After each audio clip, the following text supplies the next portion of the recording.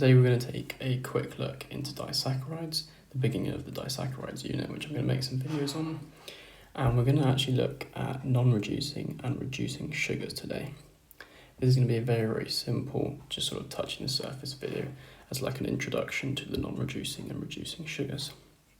So first of all, reducing sugars, we'll have some examples of maltose, and let's go with lactose.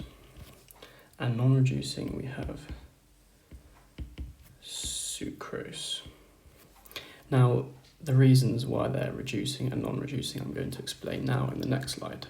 So again, I'm going to write out here sucrose, maltose, and lactose. Now, maltose is composed of glucose and another glucose, and lactose is composed of glucose and galactose. Sucrose is composed of fructose and a glucose molecule. So, in disaccharides, we have glycosidic bonds, which I can make a separate video on because it is a big unit itself. And what we can have is either one anomeric carbon in the chain or two anomeric carbons. In the case of sucrose, we get a 1,2 glycosidic bond. Now this means that carbon 1 and carbon 2 on each molecule, so fructose and glucose, is being involved in the glycosidic bond. Now, these happens to be two anomeric carbons. And what that means is there's no free anomeric carbon.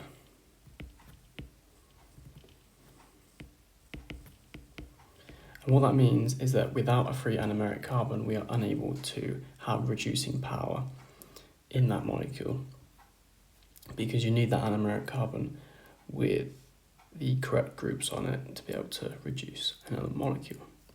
So as we have what we call a dicarbonylic bond, I'm going to write that here, dicarbonylic bond, that's where we have two anomeric carbons involved. It only really happens in sucrose and a few others, but that's why it's non-reducing, whereas with maltose and lactose, where we have glucose, and galactose, we actually get, in both cases, 1,4 glycosidic bonds. As you can see, these are slightly different, as this time we're bonding with the fourth carbon of the adjacent molecule. And this means that only one anomeric carbon is involved, as this time round it's the fourth on the second one. This one is an anomeric carbon in glucose, whereas the other one is going to be bonding to the fourth carbon, which is not an anomeric carbon. And this leaves one free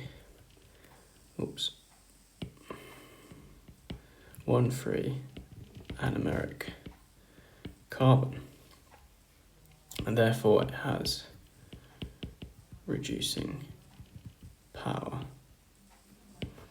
And that is the key there, that we have a free anomeric carbon which allows the molecule to have reducing power.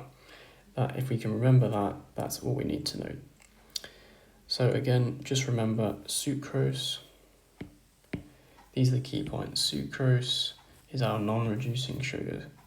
Maltose and lactose are key reducing sugars, and that's because they have a free anomeric carbon which is able to take part in reducing another molecule. Whereas sucrose has no free anomeric carbons, as it is a dicarbonylic bond. Here we have a monocarbonylic bond, meaning just one anomeric carbon is bonded, making just one carbonylic bond. So then there is one free anomeric carbon. Hopefully that explains it really, really super simple and clear. If there's anything you're not sure about, let me know in the comments, and I will continue the disaccharides unit in the next video. Thank you.